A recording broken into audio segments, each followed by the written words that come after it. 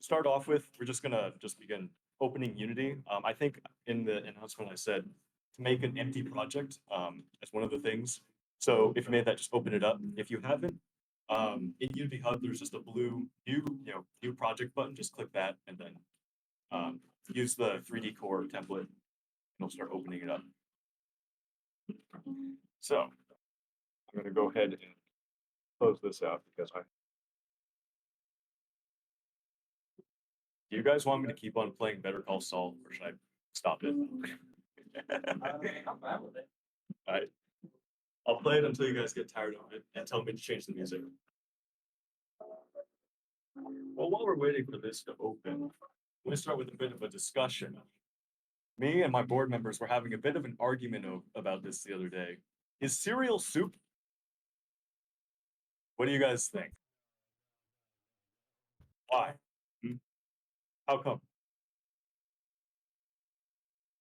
Flavor of what you put into the liquid isn't integrated into said liquid. Isn't integrated? Until after a certain amount of time, which doesn't count as cooking. I see. So it has to be cooked.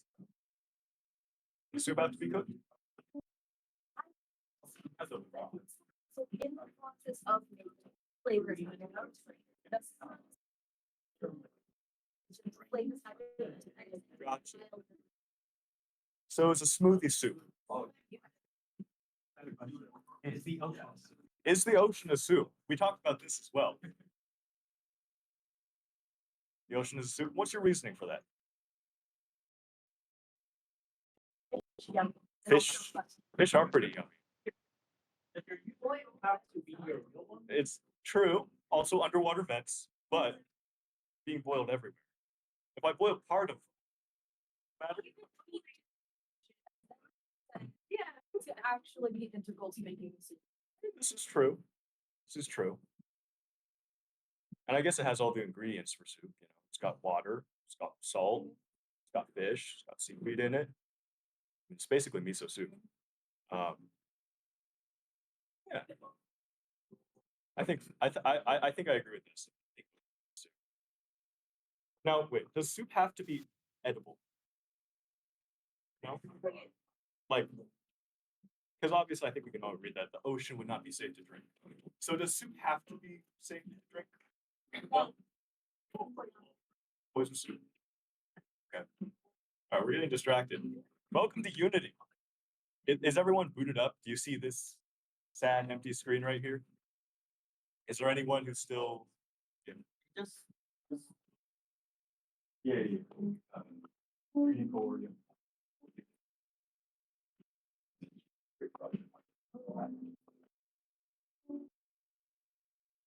So, there are a few things that we have to set up because the package that I've created doesn't import project settings. So we'll have to set those up as well. But first, let's actually import that package. So if you remember in the announcement, I went ahead and I said, I linked a package to a drive and it had a Unity package in it.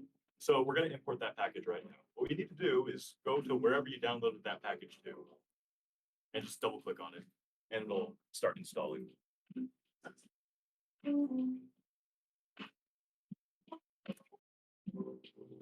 Yep, let's see, it's this thing. It might take a hot second. And then after a while, you should see this this window pop up right here where it's like import stuff. And it's like new. Yep, that's good. Go ahead and click the import button and it'll start downloading all of those assets. I've never actually watched Better Call Saul. Is it good? Very good. What makes it so good? Do you have to watch Breaking Bad in order to watch Better Call Saul? Okay. I'll Maybe say I'll look yes. into it. I heard someone say something in the Discord. I say it is required to watch Breaking Bad before Better Call Saul. It is or isn't? It is. It is? Yeah. All right. Especially towards the final season of I Better see. Call Saul. Well then. I suppose that's my weekend shot then. I'm just gonna be watching Breaking Bad, Better Call Saul all day. Well, it's gonna be worth it. Yeah, true. Oh yeah, to install the package, just go find where you downloaded it. And just double click on it. That's gonna solve the inversion.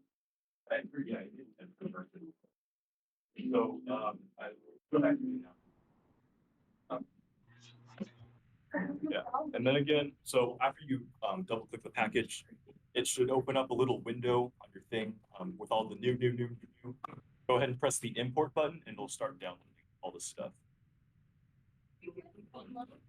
Yeah, if it asks, once it's done, it asks you to reload the scene, go ahead and do that. While everybody's importing the package, I'm gonna take the time to say, I brought a prize for today. I'm still deciding how I'm gonna build this out, but check it out. It's a $2.99 tech deck from Target, and it comes with the finger Yeezys. So I'll probably do something like make the best hat for QB or something like that, and I'll be the executive judge on what is the best hat, and you'll get yourself some finger grip. Starting soon, Mr. President. We've already gotten started. So behind. He ignored me. I can't believe this. Everyone, yell at Mr. President. Mr. You President. ignored me, and I did not appreciate it very much. Unlucky. Not bad.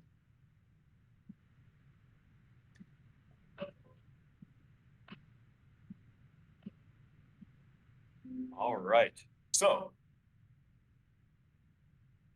Oh yeah, you can record. We're also recording. Is it going, Sam? It is going. All right, nice. So, I yeah. have two angles. I have the square angle and I have the real IRL. Oh, nice. All right. So you can record if you want, but we'll have a recording. It'll be. We'll put it on our YouTube channel. Yeah. All right. So, you might see this window pop up. Just go ahead and click the reload, and you'll notice a new folder just appeared in our project view down there, and this contains all of our good stuff. So let's go ahead and open it up.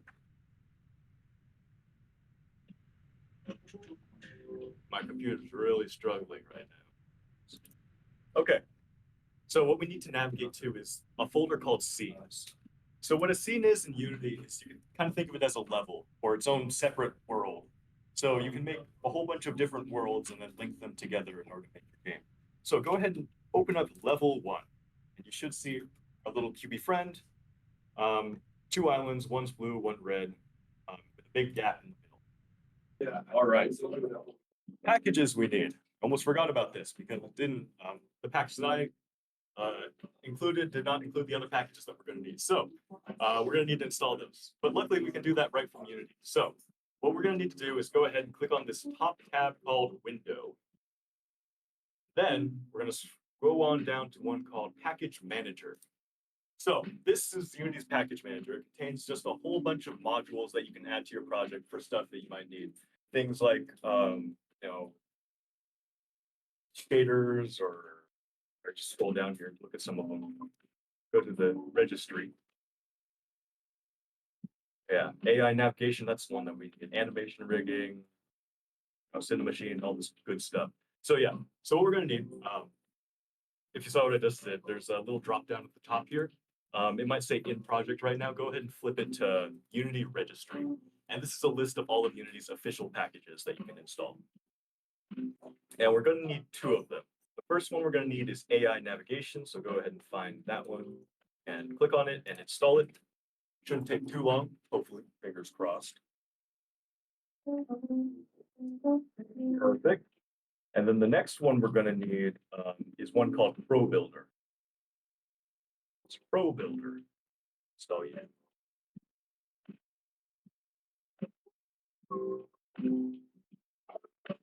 All right, is everyone good on this so far? We know how to download packages and the 2 ones that we need, AI navigation and Pro Builder. Give me a thumbs up. All right, looks good. So I guess I can, while it's installing, I can say what the 2 packages are for. AI navigation, it's self-explanatory, AI navigation. Pro Builder is something that we can use to, it acts as a sort of 3D modeler that works within Unity. We probably won't be using it much, but some of the meshes that I've made in here, I use Pro Builder for. If without Pro Builder, we'd just be using basic cubes and cylinders and capsules and stuff. But yeah, that's what we'll be doing. Or you could work in an external program like Blender, something like that, and then import them.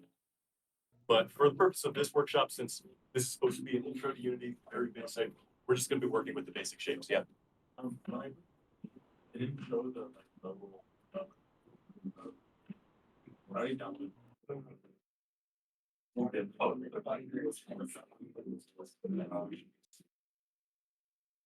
Oh. All right, there's our two packages. Cool EO. Okay, next step, we're gonna need to add one tag. So go ahead and go to edit up here at the top left. And then go to project settings down here. And then one of the options here, around here in the middle, there's tags and layers. Go ahead and open up tags. Oh, well, that's already here. Interesting. But if you don't have that, you're gonna need it. So go ahead and click the little plus icon at the bottom, at the right here. And then the tag is gonna be named Kill Zone. Capital K, capital Z. The naming is important. It does have to match exactly. Do you guys have this tag? Okay, never mind then. When I first tested it, this did not import. All right.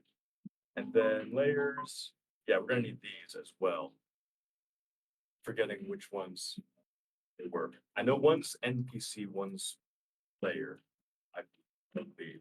Well, it doesn't really matter which, I just know these first two slots are occupied. So this one's player, I'm almost positive. This one's NPC, I'm almost positive. And layer 21 is graphics. I'm almost positive. Let me go ahead and open up my other project to verify that. For the layers, it goes off of index instead of name. So the names of these aren't as important, but yeah, player, NPC, and graphics. Let's see here. All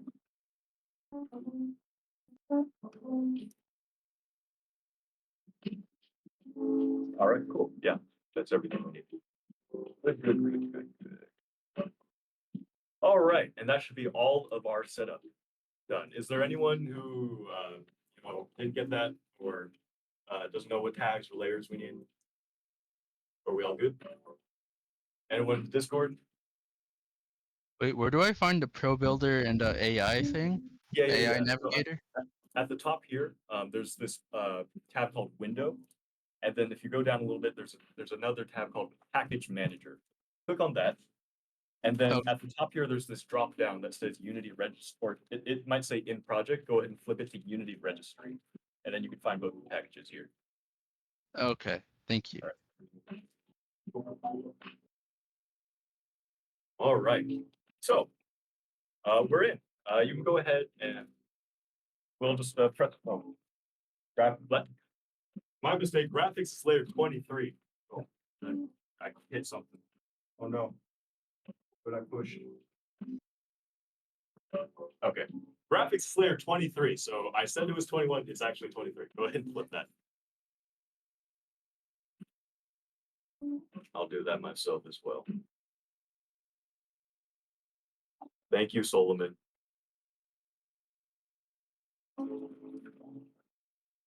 All right. But wait, there's more. All right, head to the package manager one more time. We're going to need one called post-processing. So once again, the three packages we need: AI navigation, Pro Builder, post-processing. And I believe that's all of them. I hope. Fingers crossed. Should be. Yeah. Could you go over the tags again? The layers? Yeah. The only tag you're going to need is one called Kill Zone, but I think it's already in there. Did you work? I hope you worked. I think you worked. Okay. Are we all good? Yeah. Last packet for the real, Post-processing. you go to the packet, Yeah, the package manager and then Unity Registry. where's my, That's one. Yeah. So go to top window.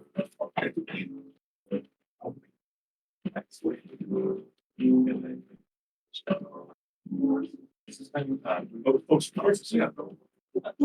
thank you. All right, 18 minutes in, and I think we're finally ready to actually begin the workshop.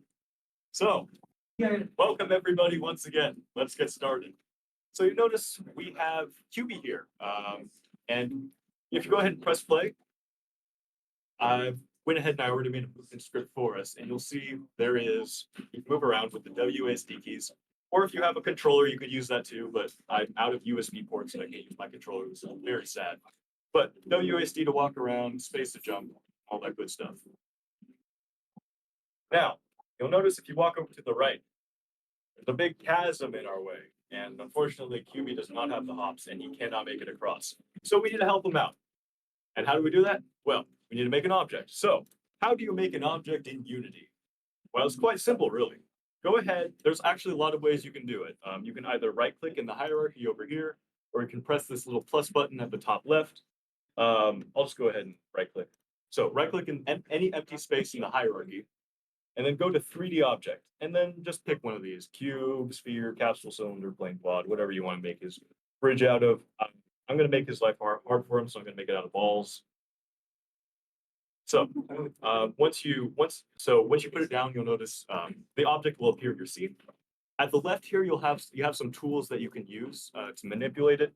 This one right here, this is the move tool. As you would expect, it moves it. This one's the rotate tool, which you can use to rotate it. Mine's the sphere, so no discernible change, but that's how you do that. This one is the scale tool. This will make it, you can either make it bigger, smaller, stretch it out, that kind of good stuff. And this one is this one's the rect tool. And this one's kind of all of them in one, except in a sort of weird format. You'll notice I can like drag the corners like this. If I put it a little bit to the side, I can rotate it. And yeah, and if I just drag it, I can move it around. And then we have the other everything in one tool. It's just up to preference which one you like. I don't like this one very much. I feel it's too cluttered. I much prefer the rect tool. But it's up to you if you want to use the multi-tools or just the individual ones by themselves. Yeah. Is there A magnet tool? What do you mean? quick snapping? Quick snapping? There is. You notice at the top left here, at the very top of my screen, there's a tiny little magnet thing right here. And right now I can't use it. And that's because I'm on local. You can't use the snapping on local. But if I switch it to global, it now becomes available. I can enable it. I can open it up. I can change what my snapping settings are. Like if I want to snap it to 1, and you'll see now it'll snap along the grid axis to 1.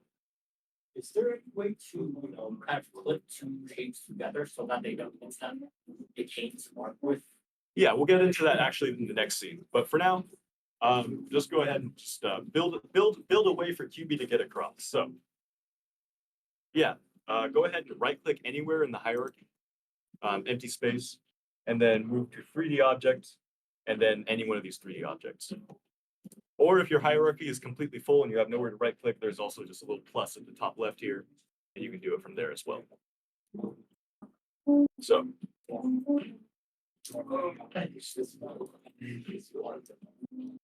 I have a. Yeah. I think I'll be alright if I just like watch. yeah, you can just watch. Oh yes. Now, another handy thing is copy and paste. You can go ahead and press Control C, Control V, and it'll just duplicate the current object that you have selected.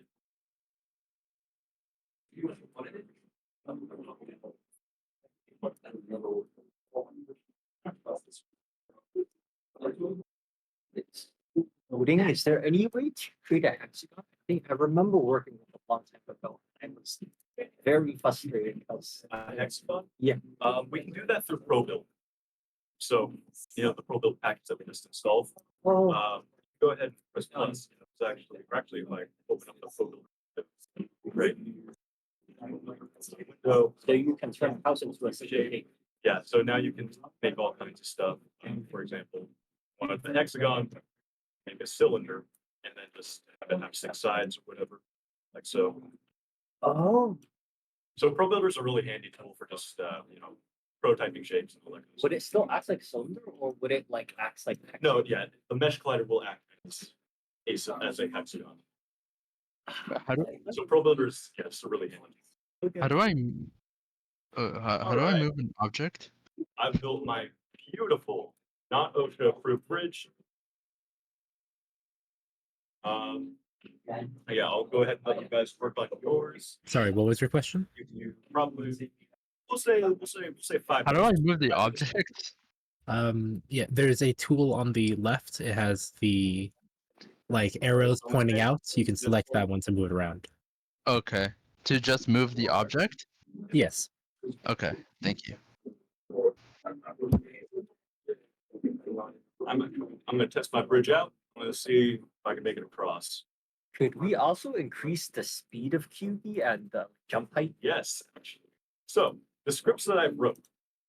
Close up this Pro Book tab. Click on QB. So I already wrote these two scripts, Ah. so we don't have to do them. Okay, so you just So we have input controller and player controller. I've made two public variables. We'll do a little bit of scripting in this workshop. We won't try too much of it because it's just really hard to yeah. you get a lot of syntax errors trying to follow along. So we'll do a little bit of scripting, but not too much. But yeah, if I want to make okay, let's say if I wanted to forego the bridge altogether, I could give a movement speed like 100 and a jump speed of 200, Yeah. and we'd be following.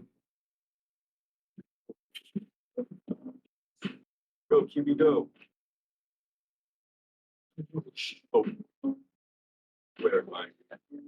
I think she should apply to me. All right. Oh, perfect. There we go. I'm on the other side. Didn't even need the bridge. All right. And you can reset too. Yeah. So if you mess up all your values, if you right click, there's a reset option and it'll reset to all the default values. I changed things since the last time, so the default values are different. But this will work for any component. So let's say for example, I made a subject all the way over here. I'd lose stuff easily. And it's like I don't know where it is. So either I can bring it to me or I could go to it. This is a handy tool. If you want to focus on an object, go ahead and select it in your hierarchy, wherever it may be. In my case, I know I want to focus on this cube, and then press F, and it'll go find it. Now, or let's say I don't know where the cube is, but I know that I want it to be in the center of the world over here. I can go ahead and right click on the transform and click reset, and it'll bring it to the. Bring it to the camp. All right,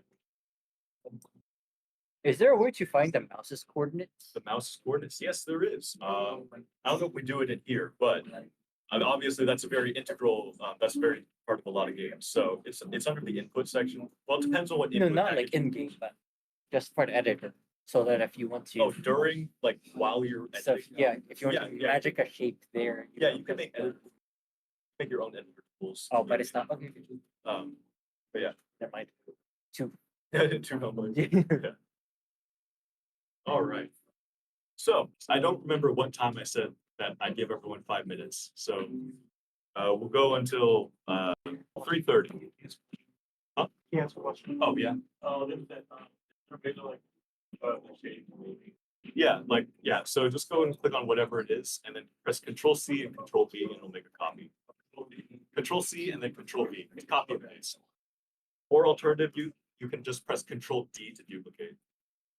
Which is weird because in like other programs, Control D is delete, but in Unity it's duplicate. If you don't like it, you can rebind the shortcuts to edit, project setting. Actually, I think it's in preferences. Okay, it's somewhere in here. I don't remember where. Either in project settings or preferences, but you can rebind all your shortcuts. All right. And oh yeah, if not. Oh, let me see.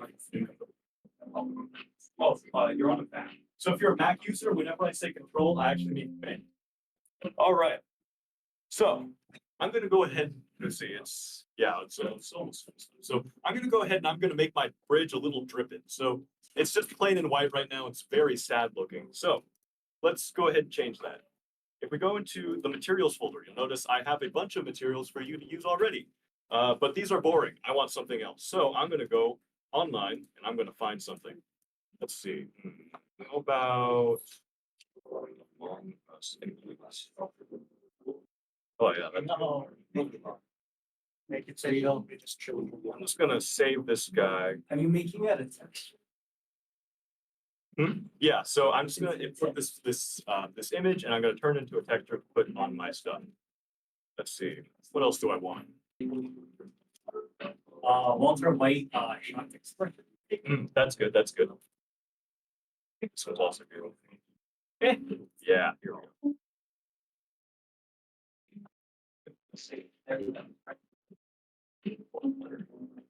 Okay, oh no, I need this one. Here we go. Well, okay, so now I have my pictures. In order to bring them into Unity, I'm gonna put them in my textures folder. So go ahead and open up my textures folder, and I'm gonna go find where they are in my file explorer. And you just drag and drop, yep. Just like that. Wasting so much time. So now I have all my textures in here. In order to apply them to our objects, we need to create a material for them. So materials, you can kind of think of them as like paint jobs. We do all kinds of stuff to a material. We apply textures to it, all of the maps and stuff. And then once we're satisfied with it, we can apply it to objects. So in order to create one, I'm going to go ahead and right click, create, and then material. And now we'll go ahead and make a new material. I'm going to call this one Walter. So now we have our Walter material. It has nothing on it right now. We need to assign the texture. So you'll notice at the right here, we have all of this stuff: albedo, metallic, normal map, height map, occlusion. You don't have to worry about that. What these things are is they affect how light bounces off of the object in order to make it look more realistic. For example, if I had like a brick texture, it would adjust the shading on each individual brick so that it would look like it was 3D, even though it's 2D texture. The only one we need to really worry about is albedo, which is the main texture. So click on yeah, those also have normal textures, right? Because it's a flat texture, but it'll change it'll not only change how the shading works on it, but it'll change how it's rendered in order to make it look 3D. So there's two ways you can assign the texture. Either you can click the tiny little circle next to the square and we'll open up a browser that you can just select it from, or you can go find it in your folders and then just drag it into the square. And there he is, Walter, on my material. So now that I have my Walter material, I can go ahead and apply it to objects. So I'll just go up to whichever object I want, drag it onto it. There he is. Gorgeous. Oh, yeah. Now, this is obviously a little bit slow. So what I could do is I can bulk apply materials. All I have to do is I have to select all of the objects that I want to apply it to, like this. What I just did is I clicked on one object, I held down Shift, and I clicked the bottom object, and it'll select everything in between. Or if you want to select individual ones, you can hold down Control like this. Or you can just drag in the scene like this to select as many as you want. So now that I have all of my spheres selected, go ahead. I'm going to open up this little drop down right here that says materials. And you'll notice there's a field here called element 0. So an object can have multiple materials. For our purposes, we'll only have one. But for example, if you had a complex object that had a lot of different parts, you might want multiple materials. You might want to split the texture up into multiple materials. So it says element 0, you notice it has a dash on it. So if they're all the same, it'll display what's in there. If they're different, it'll just display a dash. I want to override all of them, so I'm just going to drag in my Walter. And just like that, my gorgeous Walter boy is now on every single one of my spheres. Look at that. Gorgeous. Beautiful. So what makes materials so great is that we can change them afterwards. So let's say after I look at this, I'm like, okay, actually, no, Walter doesn't really look good on my bridge. I think actually Goku hitting the gritty would be better. So I can go ahead and just edit my material, and it'll change every single one of my objects. Oh yeah, that's nice. So my bridge is complete, so I can go ahead and traverse it and make it to the other side. Go, QB, go. Crap. Oh.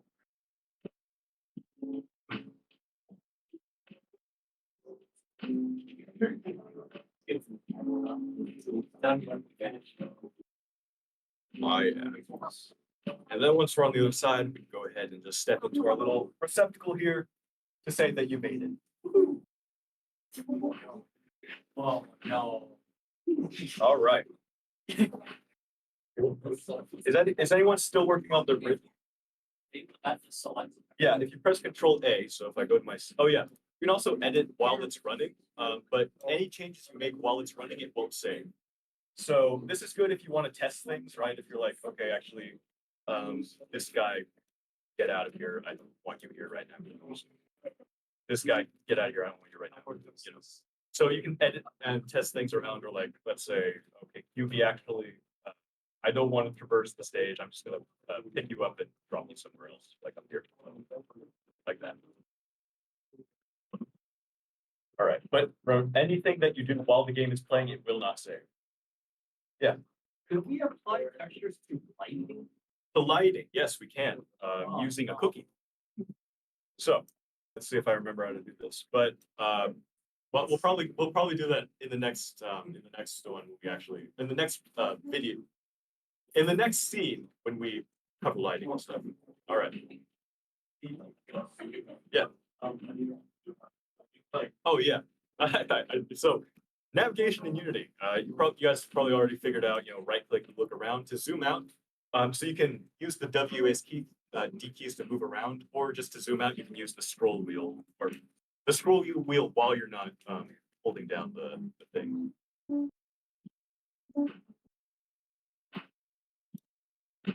And so if you use the scroll wheel while you are looking around, you'll see this number appear in your screen. This affects how fast you go. So if I'm like, I need to go really fast right now, I can scroll all the way up and then I'll go really fast. Or if I need to be super sensitive right now because I'm looking at something very minuscule, I can scroll it all the way down and then very, very slowly.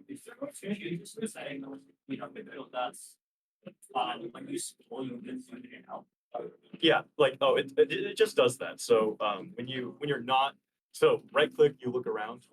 If you're not holding right click when you scroll, it'll zoom in. All right, then I think we're good to move on then. So now let's go to the next scene. Go ahead and press the play button again to stop it if it is playing right now. And then head to our scenes folder and let's load up scene number 2. Oh yeah, and then you can go ahead and save your scene changes, which I would recommend you do frequently. So the shortcut to save is just Control S, or if you're on Mac, Command S. I'd recommend you do that pretty frequently because it's the only asset that isn't saved live. So if Unity crashes, all of the stuff, all of your like assets will be fine, but the scene will not be fine. So make sure you save the scene frequently. All right. How do you come with these? Oh, yeah. Yes, it's just Control C and then Control V. And we can even do it between scenes, for example. If I go over here. Yeah, if I want to take my entire bridge, for example, copy it and then go over it. Yeah, there it is. Nice. I'll just leave that right here. Okay, cool. So we're in the second scene. You'll notice we're in a little alleyway. There's blue stuff all over the floor. Let's get rid of that real quick. So notice there's a tiny little, yeah, that is the nav mesh. This is what the AI sees when it's trying to walk around. So we don't really need to see it right now. So in the bottom right corner of your scene view, you should see this little window right here where it's like AI navigation. Go ahead and open up surfaces and disable show nav mesh.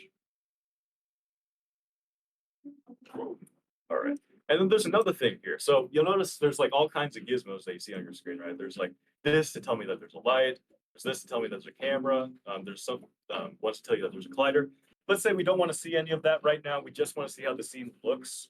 At the top right here, there's a little button that you can click that toggles all of the gizmos on and off. Huh? Oh, so turn on the gizmos.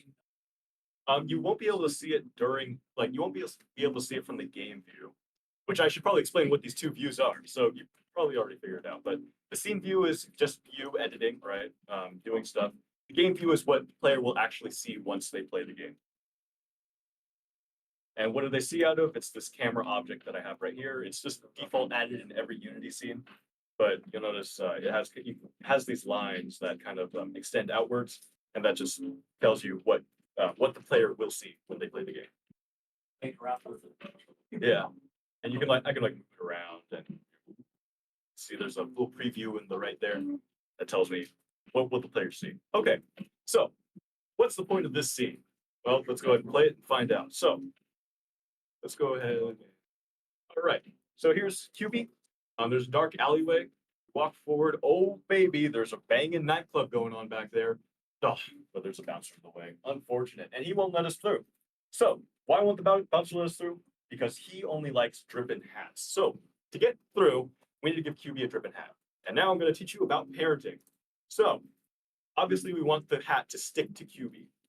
In Unity, everything's organized in a hierarchy. Everything's an object over here. You see, all of this stuff. You might have already noticed that some of these things have little triangles next to them. That's because they're organized in a hierarchical view. Things that are up high in the hierarchy, so like for example, this world right here, those are considered parents. Anything under are considered children. So, for example, world is the parent of the island. The island is the parent of the geometry. The geometry is the parent of the cube. And likewise, the cube is the child of the geometry. The geometry is the child of the island, and so on and so forth. What childing means. So anything that happens to the parent will also happen to the child. This comes in handy when we want to group objects together, right? We want, like when we say, okay, all this stuff is part of the same object, we create a parent object that has all these children objects so that when we move it around, they'll all go together. And when we turn on and off, they'll all go turn on and off together. Yeah. Set on the graphics. Huh? Like in terms of attributes, not graphics, Like, what do you mean? Attributes? like behaviors instead of like looking at. I'm not quite sure. I'm guessing. Okay. But yeah, just anything that happens to the parent will also happen to the children. And so in our case, the reason why we want it is because we want whatever happens to QB to happen to the hat, right? We want whenever QB moves, the hat will move with him. We want if QB, gets sent to the shadow realm, the hat will get sent to the shadow realm as well. So how do we do that? Well, let's go ahead and first I'm going to make a hat for QB. So let me right click in here and I'm going to create a 3D object. Oh, you see, it's an example of what I was talking about earlier. It spawned it way out there, far, far lands. I want it back here, so I'm going to set, and we'll bring it right back to me. I think that his hat, maybe the bouncer will appreciate Walter. Let me go ahead and change my Walter, or maybe Among Us Imposter. Yeah, that's pretty good. All right. Okay, and you'll also notice another thing I should mention. The scene right now is kind of dark. It's kind of hard to see anything. So at the top right, right here on our toolbar, notice there's view options. We can click on this little light bulb, and that'll disable all lighting in the scene. So now we can get a better view of what's going on. Yeah. Oh, that's nice. Oh yeah, that's good. All right, I've got my hat. So there's a problem, right? As we talked about earlier, if I move the top part of the hat, the bottom part of the hat will not come with it. So what I want to happen is I want these to be part of the same object. I want them to be children of the same object. So I'm going to select both parts of these hats. I'm going to right click and I'm going to create an empty parent. And now it'll create this thing called game object and I can call it hat. And so now wherever I move this hat, both of the objects will fall. Okay, now you'll notice another problem. If I press play, right, the hat will not come with QB because it's not considered a child of QB. Or right now I'm stuck because the hat is forcing me in place. So let's make the hat a child of QB. To do that, we need to find the right object to put it under. In our case, we want to put it under his body because the body is it's his cube bit that's actually kind of bouncing around. So in order to do that, I'm just going to take the hat, I'm going to drag it on top of the object called body, and that'll move it right there. You can see. All right. And so now the hat is considered a child of QB. So whatever happens to QB will happen to the hat. When QB walks around, the hat will come with him. Oh, look at that guy. That's a nice hat. All right. Are we all good so far? Is anyone lost? Yeah. What if a island like Alice? Oh, well, you can go ahead and see. Let's say if I was a little bit crazy and I took the entire world and made it a child of QB's body, things would get a little strange. Ooh, so you'll notice some of the objects come and some of the bouncer comes too. Some of the objects come and some of them don't. That's because I've marked some of these objects as static. Static objects do not move under any circumstance. They're useful for world geometry because then Unity optimizes them and it knows, okay, this thing is always going to be here. I know when to render it and when not to render it. So anything that doesn't move, mark it as static. It'll increase your performance. But if everything was not marked as static, for example, if I did that right now, yes, change all the children. Now, when QB moves, very strange things begin to occur.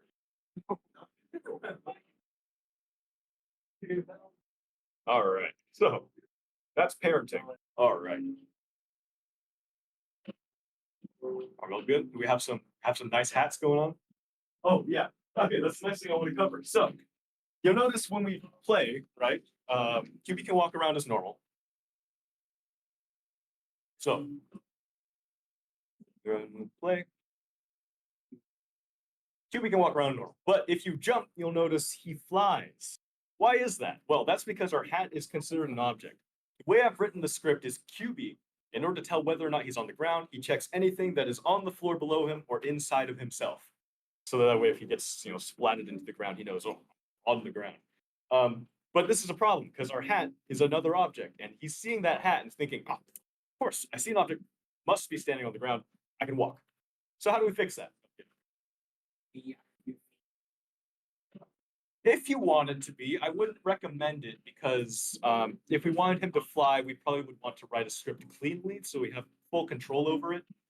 I mean, if you want to, sure, I won't stop you, but I would not recommend using this as like a flying mechanic. All right, so how do we fix this? We're going to talk about layers. So you'll notice when we set up at the beginning, I had you guys set up some layers. Let's talk about what those actually are. So layers. These are just groups of objects that we can use for different things. So, for example, I have a layer player, I have a layer NPC, and I can set collision rules for them. For example, I could say, players don't touch NPCs, so when they run to each other, they just pass right through. And then, yeah, so that's the purpose of layers. So what we're going to do is we're going to make a hat layer, put all of our hats on. We only have one hat, but make a hat layer and then tell QB, okay, when you see anything except a hat, then you're on the ground. So in order to do that, what I just did, so let's click on my hat, that may be, and you'll notice we have two tags, tag hat and layer default. Let's add a layer on 8, just wherever you want to put it. I'll go ahead and make the hat. And then I'm going to go back to my hat, and I'm going to add that as its layer. Yes, change all the children. So now it is tagged as hat, or it's on the hat layer. It's not tagged with anything yet. Are we all good? Or was it object? Yeah. Doesn't matter. Just name it whatever you want, as long as you remember what it is. I just call it my hat. But with layers, you could make QB walk or something. Sure, if you want to make certain layers for certain types of or whatever. I wouldn't. Yeah. So there's 2 ways you could do it. Excuse me. There's a lot of ways you could do it actually. At the top, there's this layers that you can add here, or if you click on this layer, there's you can add layers here. But yeah, so just edit. So like for example, at the top, click edit layers, and then you have all these layers. Now, you want to be careful. You only have 32 layers, and some of them are already taken up by Unity stuff. So use them sparingly. If you want stuff for like you typically only want to use these for very widespread things like a layer ground, a layer, NPC, a layer player. You don't want like, layer blue ground, layer red ground, or, layer pass-through ground, or all that kind of stuff. Keep these very general. For specialized things, you'll probably want to script that on your own using like a collision ignore or something like that. Why only 32? Why not? 32 is a nice number. All right.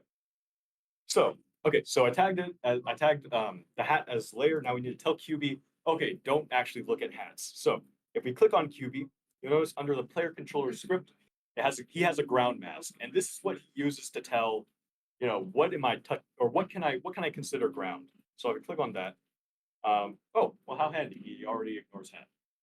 But you can go ahead and change what he considers to be the ground. Yeah, I wanted to jump on NPCs. I don't want a graphic, so yeah, you can click to turn things on and off like that. and then that's what he will consider to be green. This isn't quite so helpful for you guys because it's a script that I wrote. This isn't a Unity thing, but yeah, that's ground masking. Yeah, so we'll actually get into the next scene. Make us well, actually no, we'll do a little bit this scene as well. Just we'll make a very basic script. I'll go ahead and explain why. So let's go ahead and see what's going on with our buddy here. I'm wearing a dripping hat. So if I walk up to the bouncer, you'll notice, oh, he still won't let me through. Why? Because he's stupid and he doesn't know what a hat looks like. So we need to actually tell him what is a hat. That's what the tags are for. So the layers are used to group group objects for like collision rules and stuff like that. The tags are used just to identify this is that thing, this is that thing, this is that thing. And you can have as many tags as you want. Unlike layers, which you only have 32, tags unlimited. Make as many tags as you wish. So what I'm going to do is I'm going to tag my hat. So if you click on your hat, you'll notice that at the top right here, there's this little tag field on that, and then bottom there's add tag, and I'm going to click on the plus, and I'm going to tag. The tagging and things are two different things.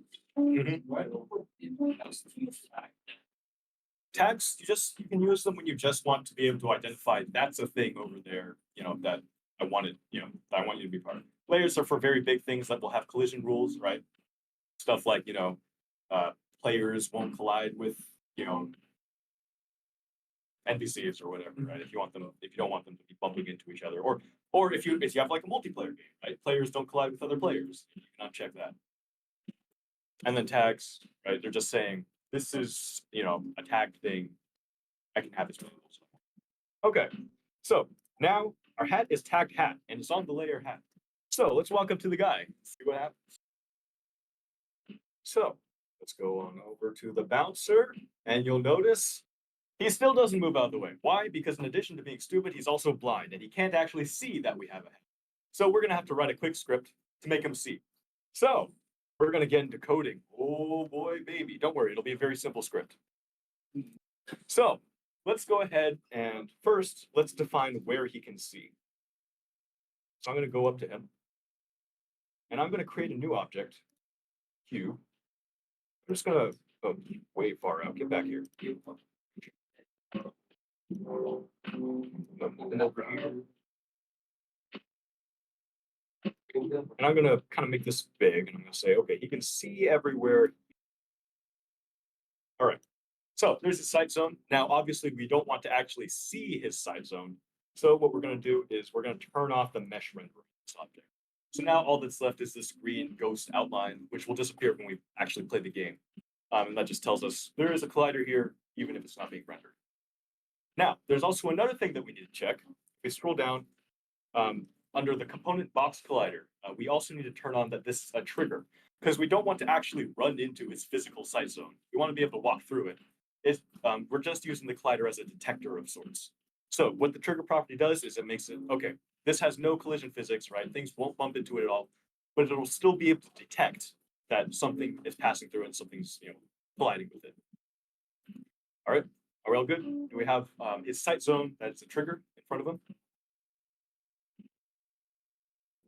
Yeah. Huh? Oh, the on is trigger property under the box light. Oh, like what do you mean? Like, I made an object. I made a cube and I put it in front of him, and then I just turned off the mesh renderer and then I enabled this trigger. If you enable this trigger but don't turn off the mesh render, you could walk into it. Yeah, if I do this, here I'll show you right now. It is a trigger. It is a mesh. It's gonna render it, but walk into it. Notice I will just pass right on through. Oh no, Cube is going to the back rooms.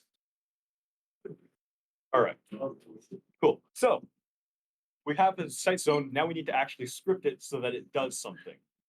Code time. So what we're gonna do is we're gonna go to let's just head to our assets folder, and we'll just make a folder for our own scripts. Go ahead and right click in the empty space in the project, create. I'm gonna make a folder. I'm gonna call this scripts.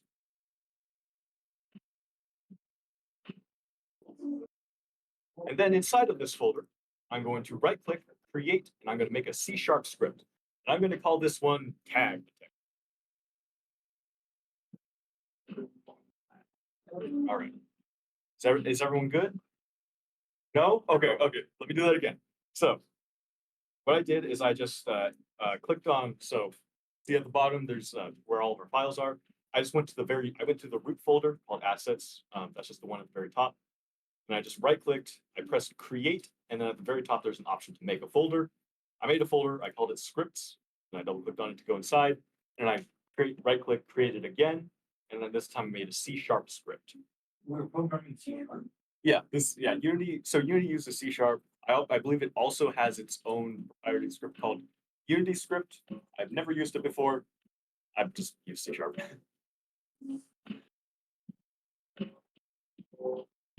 All right.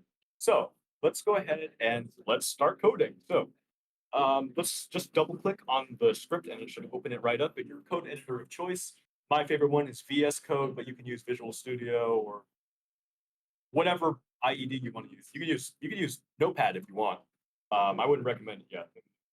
Yeah. So if you want to open it in a different application, just go ahead and find wherever you saved your project to. In my case,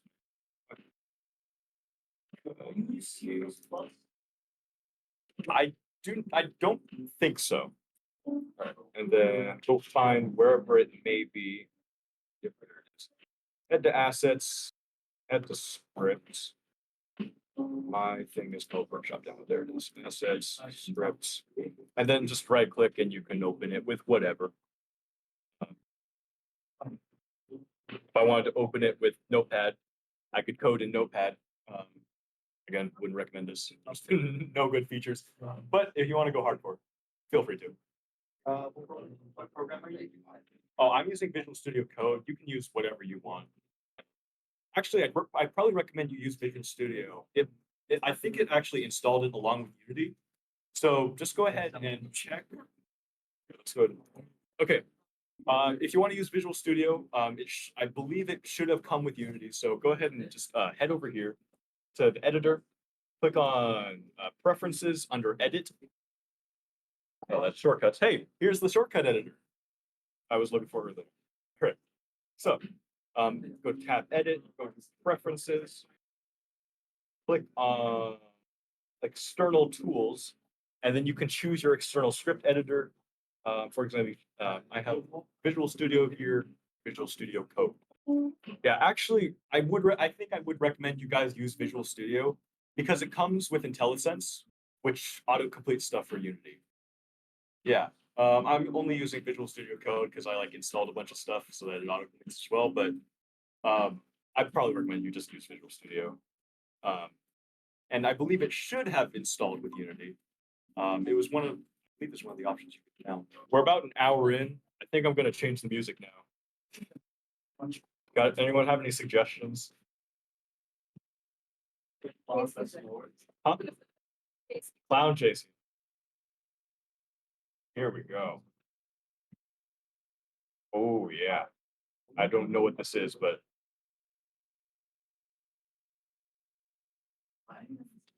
live.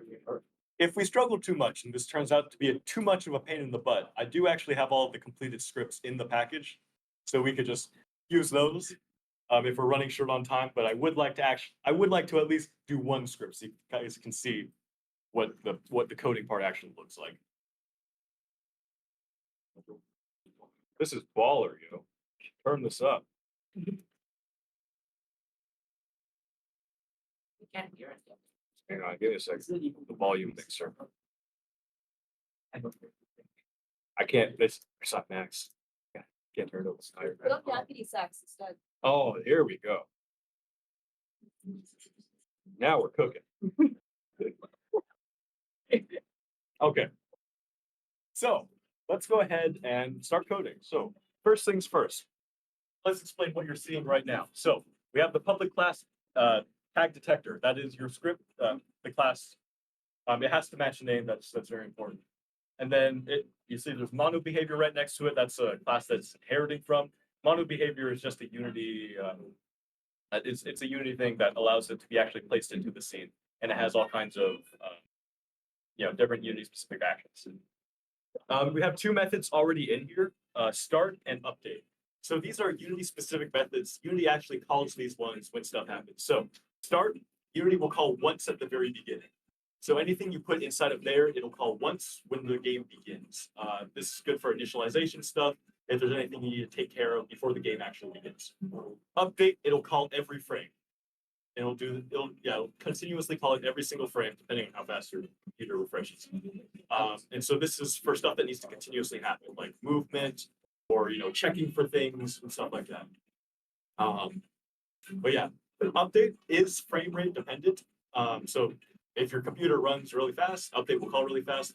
If it runs really slow, update will call really slow. So we do need to compensate for that, but we won't worry about that right now because we just want to get the basic functions going.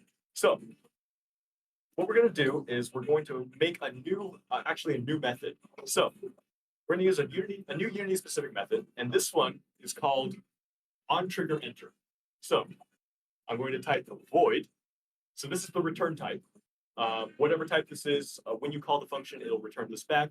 Void just means it doesn't return anything because we don't need any value to come out of this.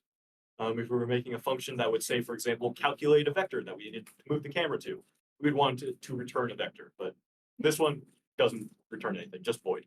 Void, space. And now, onTriggerEnter. What is the And- void? So that's the return type. So whatever type that is, that's what the function will end up spitting out when it's finished. For ours, we're just going to be detecting, whether or not QB's wearing a cool hat. We don't need it to return anything. Like we don't need it to, give out, like calculate and give out a value or anything like that. So we're just saying void, which means it doesn't return it. So void onTriggerEnter, and make sure you spell this right because otherwise Unity won't recognize it. It's capital O, capital T, capital E, all one word, no spaces. All right. So there's our name now, or there's our name. So now we need to add some more things. So add open close parentheses. This inside of here, we're going to stick any parameters that we're going to take. And the parameters that we're going to take is we need a collider because when Unity calls this onTriggerEnter function, it also passes in a collider. So what we need is capital collider, collider, and then just call it whatever you want. I'm just going to call it collider. There's no errors when you type the word. Hmm? So there's no errors when you type, Oh, no. Yeah, you notice it's red right now because it's like telling me this doesn't make sense. And I'm like, yes, I know, I'm getting to it. Please shut up. So that's what it's passing in. Again, Unity calls. So I should probably explain. Usually we would be the ones calling these functions, right? We'd make functions call, stuff like, calculate jump speed, or a function, move to position. And then we would call those when we want them to happen, right? When we're doing something and we're like, now QB is over here. I want him to move to this position. I will now type move to position in my code and it'll call that. It'll go over. This function is a Unity specific function. So Unity is actually the one calling this when this happens. And I should probably mention, when does Unity call this? So onTriggerEnter, this calls, if you remember, we made his sight zone, right? What this will do is any object that this is placed on, when something enters the trigger, it'll search for any method called onTriggerEnter and it'll call it. So obviously we want this so that when we walk into that trigger zone, it will call, this method right here that will do stuff. So void onTriggerEnter parentheses collider. Cool. So next line. We need curly braces. So close curly braces. This is how C# tells that this is actually part of this function. So anything we put inside of the curly braces will happen when this onTriggerEnter calls. All right. Well, the music stopped. I just realized. 1 second. Okay. So we have the curly braces. So now let's go ahead and let's add some stuff in here. So when QB walks in, we want something to happen. So we could either call it directly from here, but what would be a better way to do it is we could just call it an event. And then we can fill that event with all the stuff that needs to happen. So what we're going to do is at the very top here, we're going to create a Unity event. So I'm going to type Unity event, capital U, capital E, no spaces. A function. So this is a type, this is an object type that Unity provides. And what we're doing is we're constructing, an event that we can fill with stuff that like, oh, this happens, this happens, this happens. And then when we're ready, we can go ahead and invoke that event so it'll do all the stuff that we want it to. So Unity event, I'm just going to call this on detect. All right. And then one more very important thing that I forgot, I need to make it public so that we can actually see it in the inspector. Yo, this goes kind of hard though. So once again, public Unity event on detect. Or whatever you want to name it. You don't have to name it on detect. You can name it, Yumi's wearing a German hat or whatever. So now let's head back to our trigger method. So first things first, we need to detect, is the thing that just touched me, is it a hat? Because we only want to do stuff if it's a hat. And for that, we're going to need an if statement. You guys are probably already familiar with those. It's just, we're going to say, if something happens, then this will happen. So in our case, we will say if, and then we need parentheses to indicate that this is part of the statement. So if, open parentheses, and I will say if collider dot tag equals or hat. And then I will add the curly braces at the end to indicate that now we are adding stuff to the if statement. So now we can put whatever we want to happen inside of the if statement. What we want to happen is that event to call.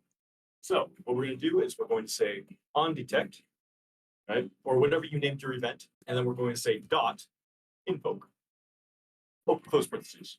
And that is our entire script. First thing, standard thing, then it goes to void start, which, opens this and it keeps on, updating. Like, would it just be, loop it to the start to the update, or would it, only like if a trigger exists, then, it would do something else? I'm not quite sure if I'm understanding your question. I can just How's the explain. process flow? Yeah, it's process flow. So start calls, then once start is finished, update begins calling, update will continuously call. And then whenever Unity decides that it should call on trigger enter, whatever we touch, then on trigger enter will interrupt the update, do its stuff, and then it'll go back to the update. Now, obviously, the on trigger enter, it'll happen instantly in one frame, so there won't be any kind of lag, even though it stops the update function. If we add an infinite loop in our on trigger enter, obviously, then we'd have a problem because then trying to complete that, and then the update would never continue and we'd have frozen game. Our music stopped again. All right, any more music suggestions, people? Goat Simulator music. Goat chill. After that. Oh, is yeah. This is starting to find. I'm gonna loop this. Okay. Yeah, and then you save it and then go back to Unity. And if you did everything right, it'll say compiling, ding, done. If you did something wrong, you'll notice at the very bottom. Here, I'm gonna head back in here. If you did something wrong, you'll notice in the console there will be an error. Now you notice I have a whole bunch of errors here. These are actually not real errors. So yellow just means Unity's trying to tell you something doesn't quite make sense here. I'm not quite sure what's happening, but it's not really important. I'm just telling you so that you know that exists. What's the problem means here is I misspelled something in when I was doing the animator thing. So it's not a critical error. It's just not setting a certain value. But it's not an important value because it's the vertical velocity for the NPC, which does not the NPCs never jump, so it doesn't matter. And then, so that's yellow errors. Yellow errors, most of the time you can safely ignore them. You probably do want to fix them, but you're safe ignoring. Red errors, I don't have any here. Actually, I'll just write one. I'll say. So now I'll do that, and you'll notice now. Let me turn off these guys. You notice now I have a red error. Red errors means Unity is like, I have no idea what you want me to do. Please fix this. So if you get a red error, yeah, fix that. You might also get red errors during runtime, and Unity will still run. But it means that Unity is like, I don't know what you want to do. I'm just gonna stop this right here, and I'm not gonna try continue something else. If you see a red error, that means Unity is not executing a part of your code, and that's bad. So anytime you see that, find the root of it and fix it. And actually, Unity has a handy little feature. If you just double click on an error, it'll take you exactly to where that error came from. Which in my case, it was the I typed in update. So let me go ahead and do that. Okay. Are we all good? Do we have nicely compiled scripts? Is Unity not complaining about anything? Everyone? Semicolons are just essential for everything. Yeah, in C#, you need a semicolon after everything. I don't have any either. Yeah. Huh? It's so Oh, Yeah. It should be at the very top. We have using. Do you have these using Unity Engine?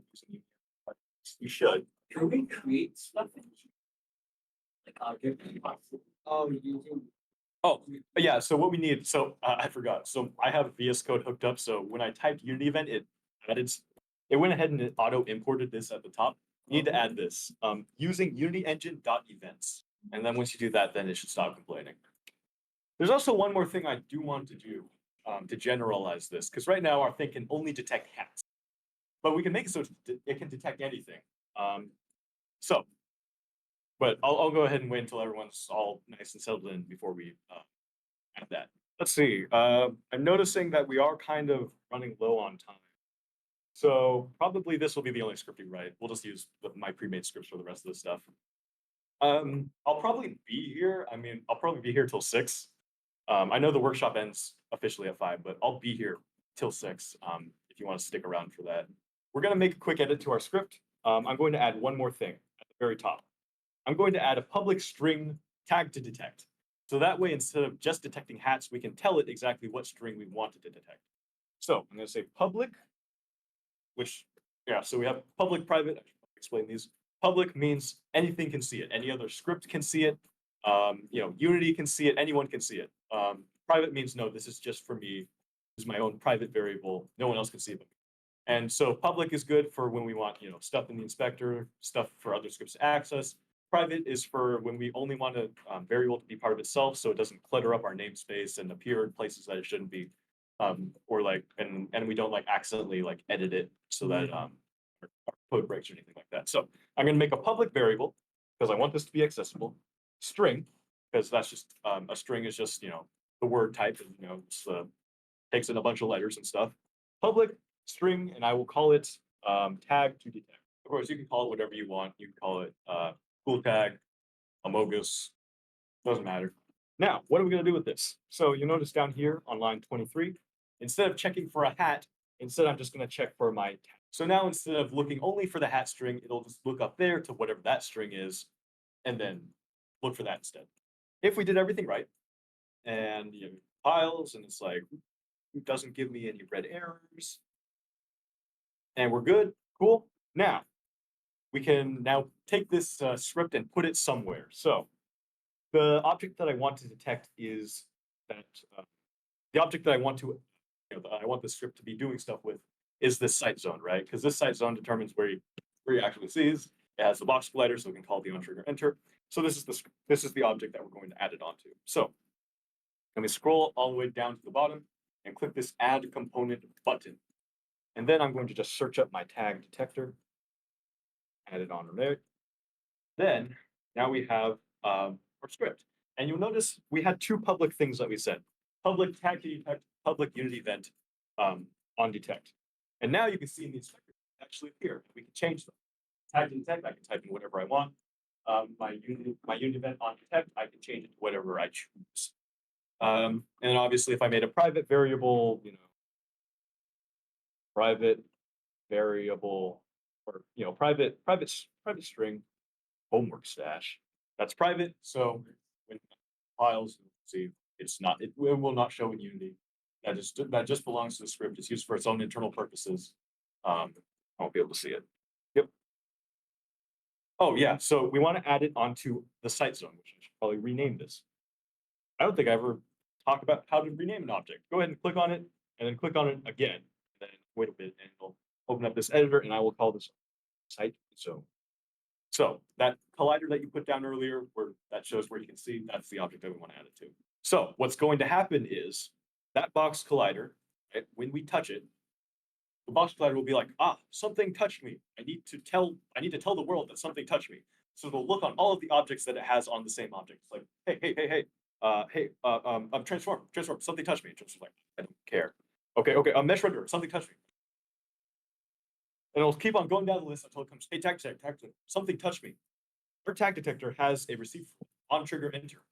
And then the tag detector is like, oh yeah, I know exactly what should happen when something touches me. Let me call my code. And it'll call the code. So that's why it needs to be on the same object. They need to be able, these two components need to be able to communicate. All right. So do we have it on our object? Good.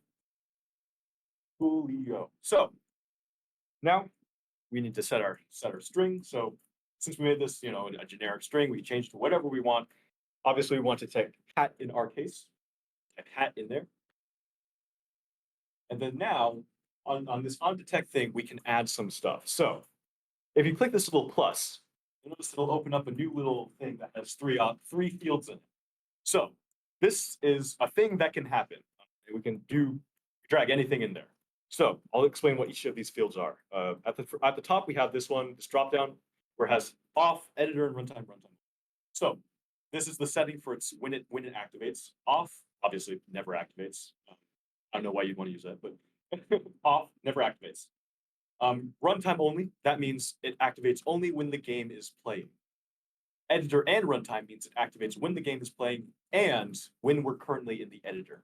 So if we put it to editor and runtime, I won't do it, but that means it'll be always checking, even while we're just editing the scene. And this is useful if you want to make, editor tools that you can use while you're editing the scene. But for our purposes, we're just using it within the game, so we want to keep it at runtime only, so it only activates when we're actually playing. So that's what that is. Next, there's this field down here where you see it says none object. And this is the object that we want to affect with this event. We can put anything in there, any one of our objects in the scene. In our case, what the object that I want to affect is the bouncer, because I want to tell him to get out of my way. So I'm going to take the bouncer and drag him into the object field. Is there really two lock attack? Lock attack? What do you mean? Attack, but it makes so that it displays hat, but you cannot take it. That displays hat, But like it's grayed out, so you can't take it. oh, you just wanted to just like display what it's. I believe so. Yeah, you can make it read-only value. I'm not sure what the application of that would be, but yeah, you can just make a read-only value variable, and it'll display it, but you won't be able to do anything with it. It'll just be there. Okay, so that's the object we want to affect. Next, this last field at the top here, no function. This is the thing that we want to do when that thing happens. When the event occurs. And we can open this up and it opens up a drop down and shows every component that is currently on this object that we stuck in there. So we have access to pretty much everything about that bouncer. For example, we have the game object. If we wanted to just kill him, we could do that and set active false. But we're going to be nice and we're going to move him out of the way instead. So the action that we want to happen is under agent controller and navigate to. And this is just a simple script that I wrote that'll just make the agent controller walk out of the way. And then we need to tell him to go somewhere. So I'm just going to tell him 0, 0, 0. Walk to the origin. Once again, the object that we stuck in there is the bouncer because he is the thing that we want to affect when this thing happens. The thing that we're making happen is the agent controller.navigate to 0, 0, 0 because we want him to walk out of the way when he sees us with our hat. And then obviously we can go ahead and add more events if we want more stuff to happen when we touch. We can add as many of these as we want. And that's why Unity events are great, right? If we know, oh, this is kind of an important thing that happens, but we don't know exactly like how many things will happen at this time, where those things will happen from, we just make an event for it. And then we can just call, oh yeah, this thing happens, this thing happens.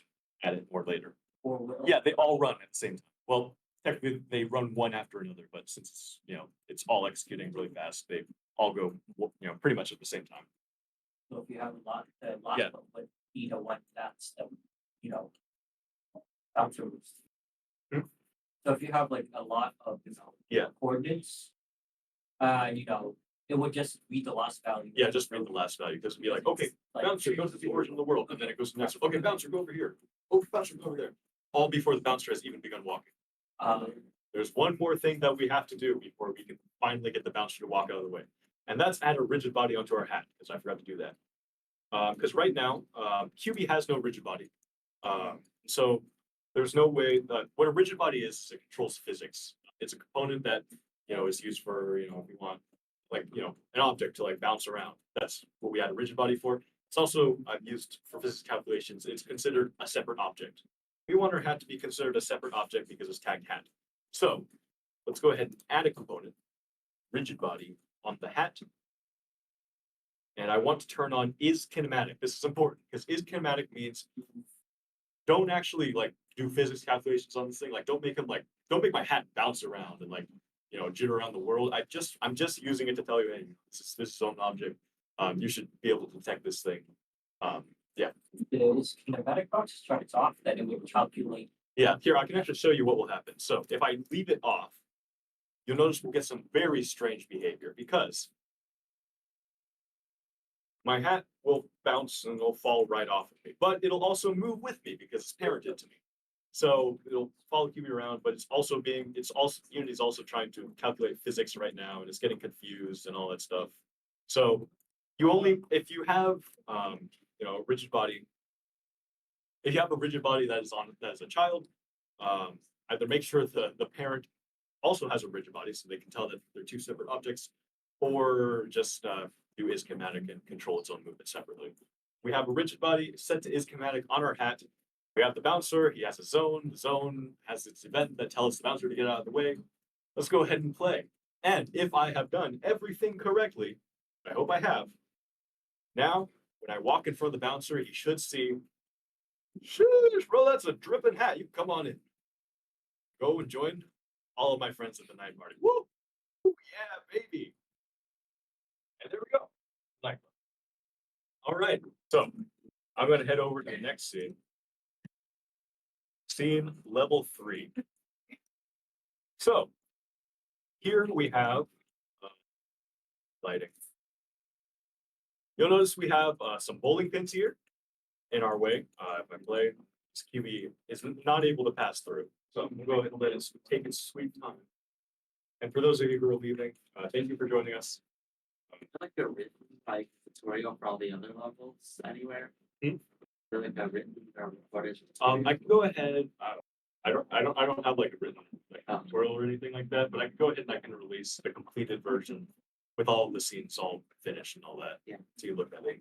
What are they supposed to teach like the other levels? Yeah. So this one's going to be about physics and prefabs. This one's going to be about UI, and then this one is a culmination of all of them. We're making tag game. Nothing. Yeah. If you ever make a video, I'll check. Same. All right. So we have our bowling level. There's a bunch of bowling pins in the way. QB is unable to get past. So what do? Let's go bowling. So what I'm going to do is I'm going to create an object. I'm going to make a big old ball, like a sphere. I'm going to move it on over to this side, and I'm going to make it nice and big. Oh yeah. Then, so we have a nice big ball on this side. Might be a little bit too big. Cool. So it's a ball, but if we press play, it won't fall. It'll just kind of float in the air. And that's because it doesn't have a rigid body, like I was mentioning earlier. Rigid bodies control everything relating to physics and how that's calculated. So I'm going to go ahead and add it right now. Rigid body. All right. So now you'll see when I press play, the ball will fall to the ground. Perfect. But it's not doing much to our pin. So what we're going to do is we're going to write a script to make it roll. But we're not going to write a script. We're just going to use the completed one. So I'm going to add component and add my completed bowling ball script. Just that easy, guys. And I'm going to make the force, I don't know, like it's maybe 1,000. Let's go ahead and give her a play. Right, thank you for joining us. Thank you. So now you'll see the ball will start rolling towards our pins, but it won't do much to them. That's because the ball doesn't weigh very much. So so we need to increase the mass of this thing so that it can actually knock those pins down. So I'm gonna go ahead and click right here. And I'm gonna set the mass to really big. Oh yeah, that's nice. So now when it rolls on through, it'll knock those pins right over. So cool. Now, when we walk past, you notice we have another problem. This fat dude in the background. You saw him just appear right now. He will disappear and he will randomly appear. So we don't actually know when he's going to be there. So we can't just add another bowling ball because it might not hit him. What we need to do is we need to add some kind of controllable, thing to knock him off that we have control over, so we can see when he's there and we can activate it at will.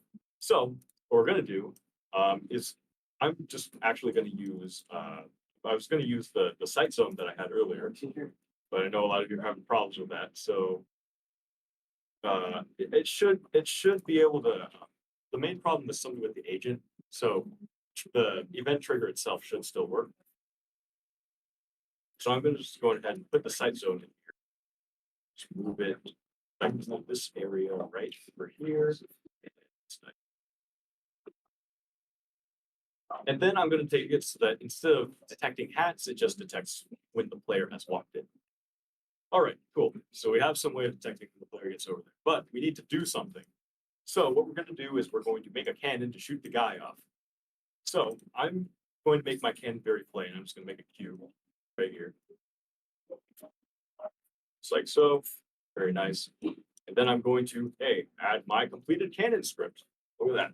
I'm going to make the force like 1,000. And I'm going, now I need a cannonball prefab. So a prefab is an object. The name is short for prefabricated. So what it is, it's just any object that we want to use again. So we can make lots of copies of it. So in order to make a prefab, I'm just going to make little cannonballs. Sphere. I'm going to make it, I'll add my almost phosphor material to it. I'm going to add a rigid body. So it's physically based. And I'm going to make it kind of heavy. Perfect. All right. So there's our cannonball. In order to make it a prefab, I'm going to go to assets. I'm going to make a new folder for myself. Prefab. All right. And then in order to make it a prefab, I just click on the object and just drag it into my project area. So now it's considered a prefab, which means I can make as many copies as I want of it. I can just put them all in there like so. And anything that happens to the original prefab instance will also happen to all of these. So if I, for example, if I scaled this really weird like this, they would all be scaled really weird like that.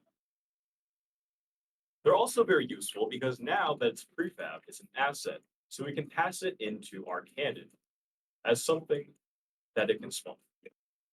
So now, so what the script will do is when it receives the shooty shoot command, it'll look for the prefab that's currently in that slot. It'll make a copy of it, and then it'll force it out the other end. So now we have my cannon aimed right at this guy. What I'm going to do is I'm going to head over to my sight zone. I'm going to add my cannon as my object. And then I want to lead cannon. I want to fire the cannon. All right. So now I play my scene.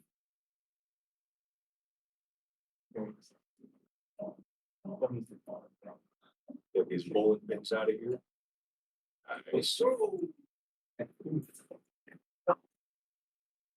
And then I see that Mr. Guy is there. I'm going to walk over here and it shoots a very measly shot. I'm going to need to up the force on that thing a lot.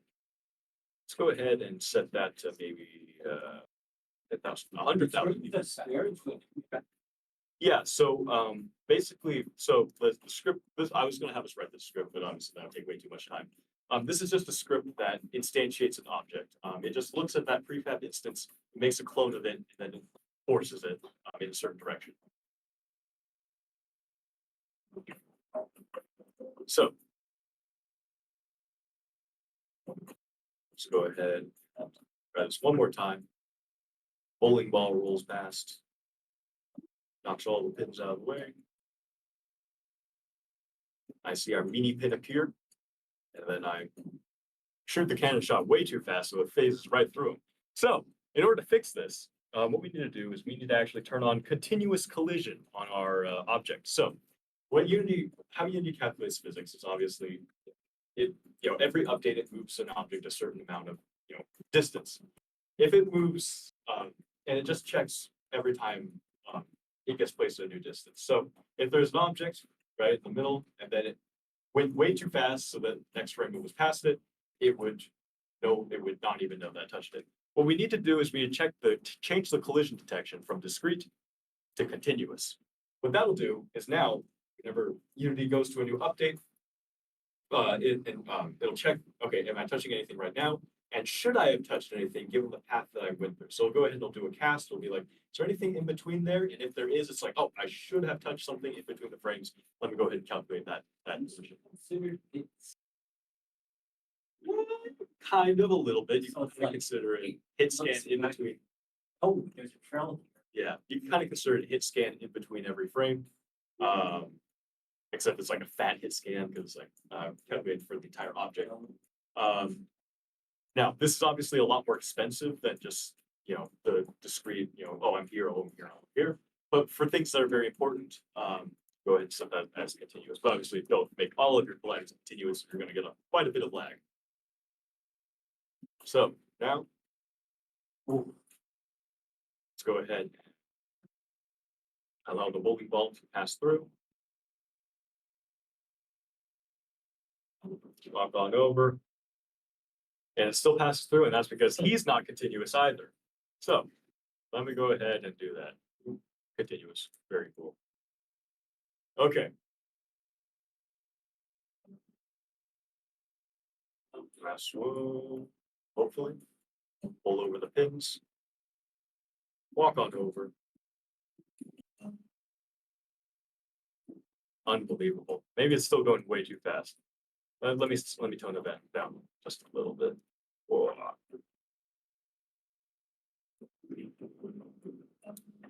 Yeah, this is continuous. This is continuous.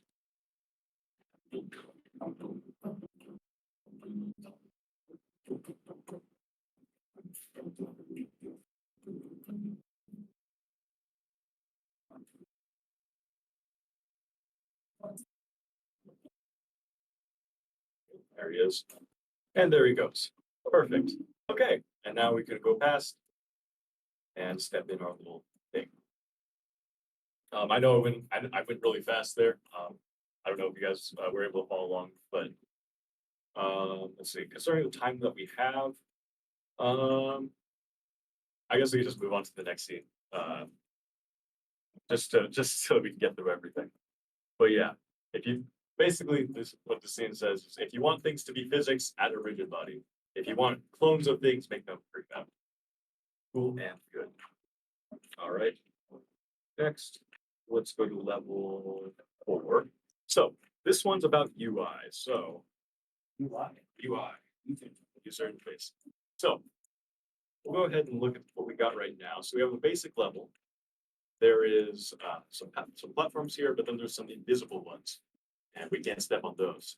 So what we need to do, what I'm going to add is I'm going to add a little simple button on our screen that we can push to flip the two platforms around. So in order to do that, I'm just going to right click right here.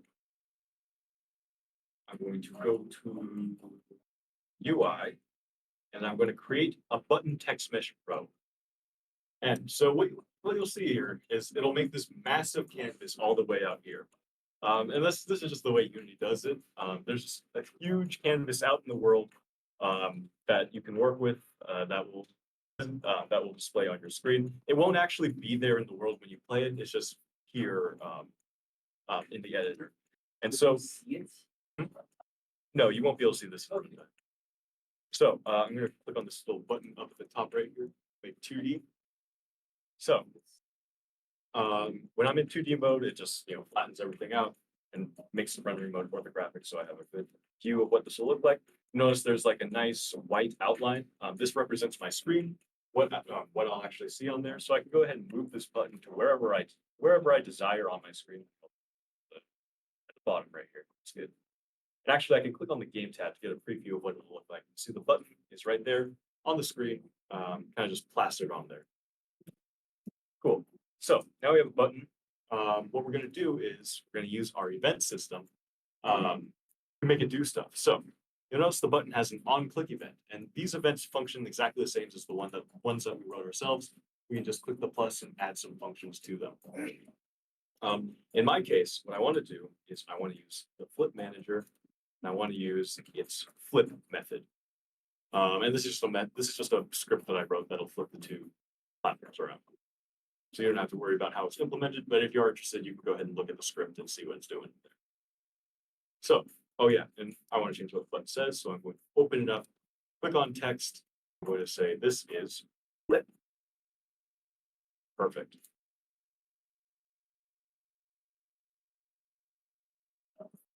Okay. Or fill, yeah, that works. So now I can click the fill, and it'll switch them around. It'll also switch them around when I jump because space is it's using space as a selector button. I can go ahead and change that, but I'm just gonna click outside. Oh, Cool. So, oh no, how did you make the button work instead of just being like? Huh? How did you make the button pressable? oh, Because it would it's be like text. just Okay. yeah. So it just has this button script on it. If you just right click and then UI and then button, it'll just pre-make all of the scripts that need to be on this button for it to function. So this will just work out of the box. You can press it and then add events to it. And all that. Yeah, you already made something. Yeah. All right. And so there's the fill. Now, the other thing I wanted to do was text, scoring text, because I wanted to add some collectibles in here. So that's not just us jumping around. So I'm going to go ahead and I'm going to add UI text. I'm just going to put this at the top left.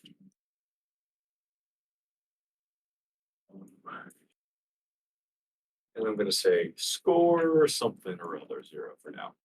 Cool. And I'll call this, so this should not be inside, but I'll call this score text. All right. Oh, I hit the thing again with my knee. Well. Okay. So there's the score text. Now what I need to do is I need to add some stuff to my game so that I actually have something to increment the score text with. So let's go ahead and head down to QB's world. And now I was going to have you guys create these, but given that are in, it was supposed to end at 5. I have the assets already pre-made. So within the Unity workshop, there's a prefabs folder, and in here there is tools. And inside the tools, there is a collectible object. It's right here. Okay, so what I just did is I went into the Unity Workshop folder. In here, there are prefabs, and within the prefab folder, there's tools, and within this, there is collectibles. So those right here. I'm just going to stick one right next to you. Cool. And then I was going to have us write the script, but we're just going to write it here. I'm just going to call this. I think I called it completed collectible. Yes. Cool. And then we can have a particle effects for when it spawns or when we collect it. And I have one already pre-made, so I'm just going to use that one. For assets, we have the collect. All right. Cool. And then you'll notice. Let's see. Do I have the score manager in here? I don't believe I do, so I'm just going to add that in. So I'm going to create a new object called score manager. And again, I was going to have to write the script, but obviously we for it. So score manager into my scene. And this thing obviously manages our store. Basically what happens is whenever a cube thing gets collected, it tells the score manager, hey, I've been collected, please, increment the score and all that kind of stuff. So it'll go ahead and it'll increment its own internal variable. Then it'll also, you see I have a field right here, set an object. It'll also update the text so that it says what my score is. And so the object I want to drag in there is my score text that I made earlier. Cool and good. And again, if you guys want to go in later and actually read the scripts and see what they're actually doing. So now, when I press play, I see my text says score 0. Go ahead, step on it, it says score 1. Ooh. All right. So yeah, that's that scene. Just collectibles in here. A few more.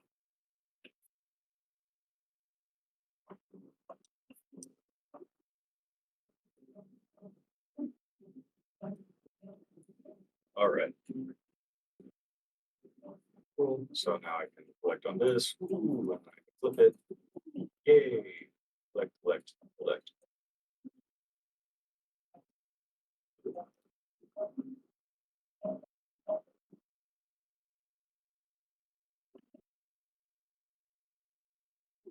Right. God tier gamer, everybody. Cool. And so that's that scene. Again, it's just simple UI stuff. If you want to add stuff that's plastered to your screen, you can just right click. And Unity has all kinds of UI tools that you can use. We have like scroll wheels if you want like a scrollable thing. You have like drop downs if you want a drop down. Input fields if you want to type text in there. So yeah, feel free to experiment with these things. All right. And then, so that's that scene. Now we'll get to the final scene, which is the one that I wanted to spend the most time on because it's the coolest scene. This is a culmination of all the stuff that we've learned so far to make a basic game. So what this one is we're going to be making a very simple tag game that you'll play between QB and this fellow right here, who I call Bali. And Bali is just going to chase you around the scene. You'll try to survive as long, stay away from it as long as you can. They'll get faster and faster, and then it'll go ahead and display a time at the very top. And once he catches you, they'll say, "Oh no, you got caught," and there'll be a restart button that you can restart with. So, what do we do in here? First thing first, let's try to make this guy follow us around. So, in order to do that, the only thing that I already wrote all these, pre-made these scripts right here. So you don't have to worry about how they work, but if you're interested, you can go ahead and open them up and check them out. You'll notice we have, actually, I believe he tracks the player immediately because I don't believe I made it public. Yeah. Or actually, it's a serialized field, so it should be somewhere here, though I do not see it. Or maybe it's because I don't have the script on the object. So this is the, if I called him the,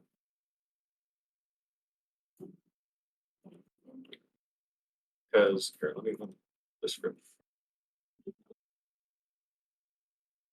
Fascinating.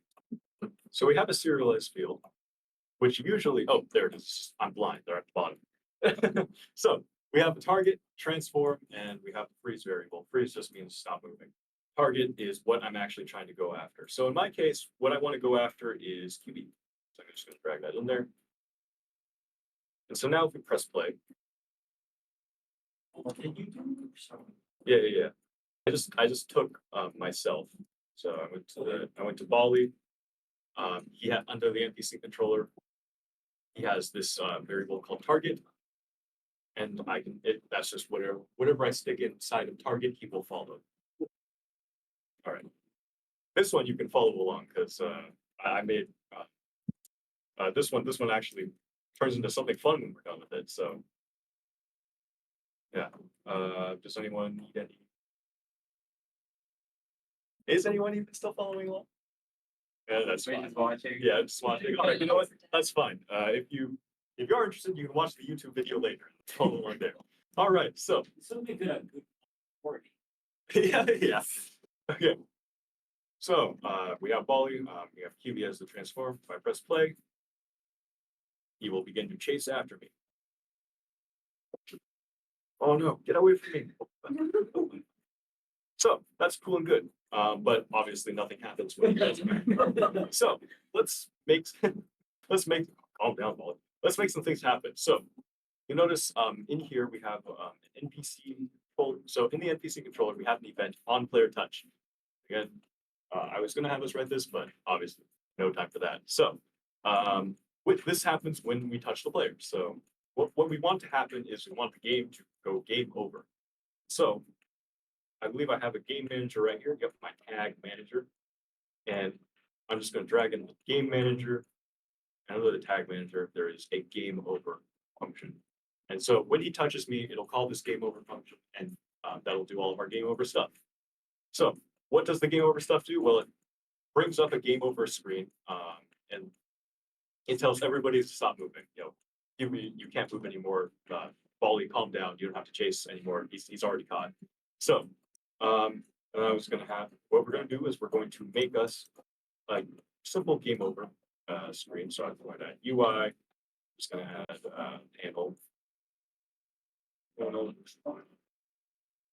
Very cool. I'll call this game over. I'll scale it down just a little bit.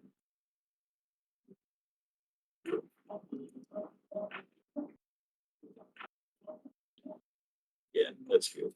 And then under the game over, I'm just gonna add some text. That's like, this is game over.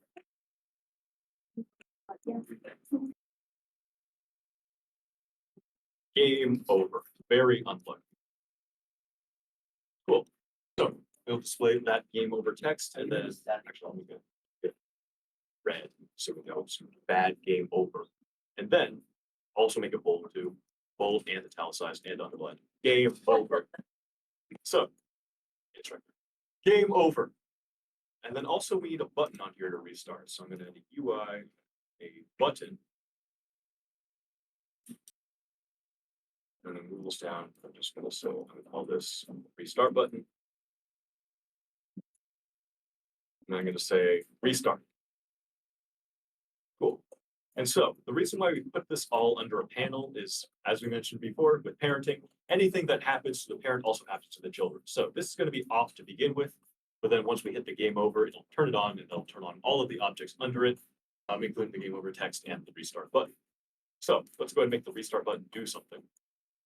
So if I click on the restart button, on click, I want to restart the game. So click my game manager, tag manager, restart. Perfect. Okay, so let's go ahead and turn this off to begin with and now see what we got here.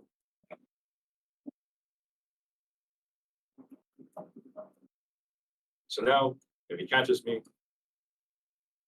still nothing. So let's see what's going on here. Let's see, volley is, let's see. Here. Did he become like a trigger mesh thing? Like, Oh, he does have a trigger on this sphere collider right here. Let's see. Oh, game over screen. Yeah, I forgot to assign the object. So under wherever my game manager may be, there it is.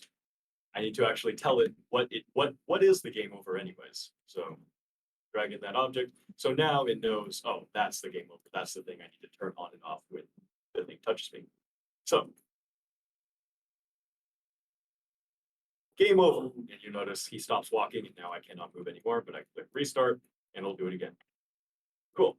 Now you notice that we have a lot of red errors in here. Like I said before, red errors are bad.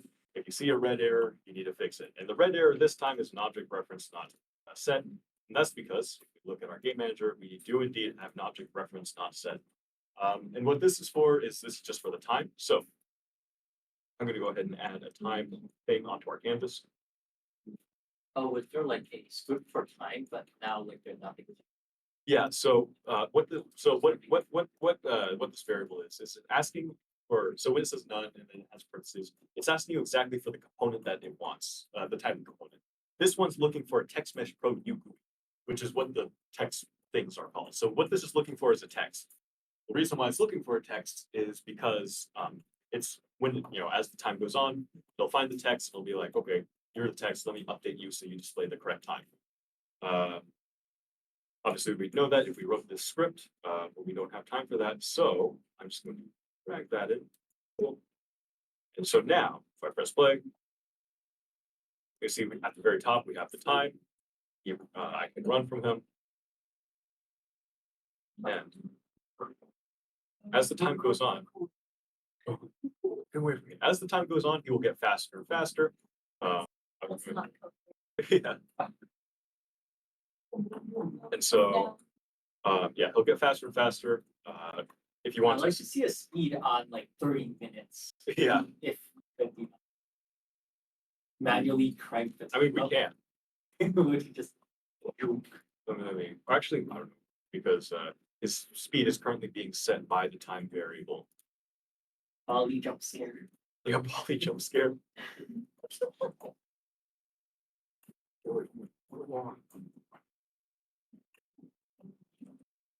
Oh, all right. Well, there we go. So there's our very basic tag game. I was going to have you, you can decorate it however you want. You can Could you tag him? tag them back. I didn't Yeah. add anything for that, but yeah, I didn't add anything for that. It's I'll just just put that thing. to do like right now. No, not like right now, but like that's the meeting. Well, we need to actually make him kind of smart, because right now he doesn't need to be smart. All he needs to do is find the player and chase him. But if we want him to run away from us, we need to give him some kind of navigational Or else he would awareness. just. Or he'd just go to a corner and then just stand there and then corner him and he wouldn't know where to go. So we need to make some kind of little tag AI. That could be interesting. Probably how I would do it is I just make him select a random spot that's somewhere away from the player and run towards it. If the player gets too close, he'll select another different random spot that'll guide them away from the player. And just constantly do that. And yeah. So that's our basic tag game. If we got to it, I'd go ahead and have you guys decorate it, add more obstacles, give QB a driven outfit. Oh yeah, that's since we ran out of time 30 minutes ago. Don't have time for that, but that's the basic thing. If you want to follow along on the YouTube video and make him do the tag thing, we're more than welcome to. But for now, I still have this the finger Yeezys to give out that I almost forgot about. Oh, he's got a cat boy on the packaging. So let's see, probably what to do. I think what I was gonna do is I was gonna rate everybody's hats, but now everyone has left. It makes me very sad at the moment. So I guess it's just between you guys now. All right. I guess I just made two square, like one rectangle square. You guys with hats? I did like this. Same. So my hat was not nearly as cool as that. Here, let me see your hat.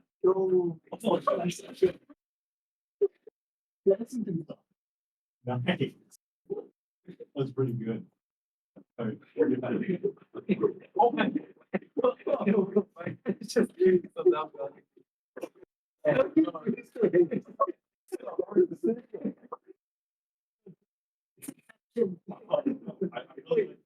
I mean, person's animation, but I really like the cubes. Oh my gosh.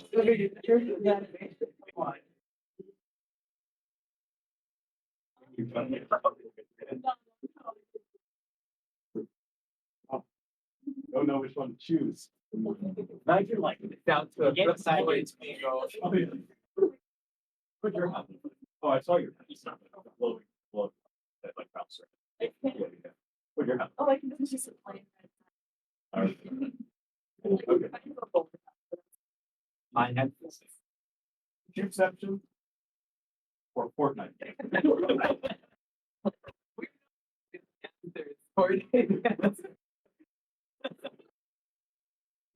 Oh, yeah, you don't pay for the shapes. Oh, yeah, use for the shape.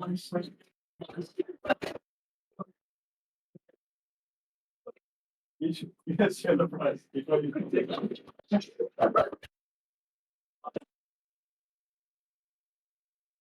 Here. You're good.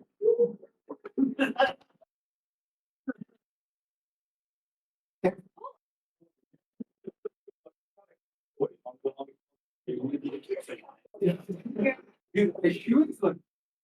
This is a great price decision. All right.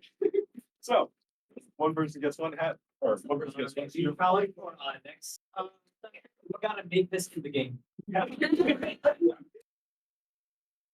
Or you take, I don't have a red finger uses once. Of course. Oh, yeah. That's fire.